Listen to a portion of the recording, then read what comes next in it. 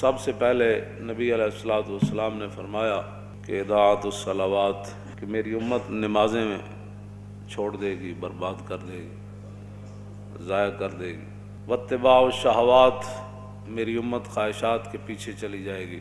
والمیل مع الہوا، اور جدھر اس کی خواہش جائے گی وہ بھی ساتھ ساتھ چلتا چلا جائے گا۔ واضاعت الامانہ، اور میری امت امانتیں ضائع کر دے گی۔ واستحلال الحرام، اور میری امت حرام چیزوں کو حلال جاننا شروع کر دے گی۔ اس کی بہت ساری باتیں ہیں، ان میں سے ایک بات طلاق ہے کہ 3 طلاقیں دینے کے بعد لوگ 60 مسکینوں کو کھانا کھلانے کے بعد اپنی بیویاں رکھی بیٹھے۔ یہ 90% نہیں 99% ہے یہ بات۔ حضور نے فرمایا لوگ حرام چیزوں کو حلال شروع کر دیں گے۔ واکل الربا، حضور نے فرمایا لوگ سود کھانا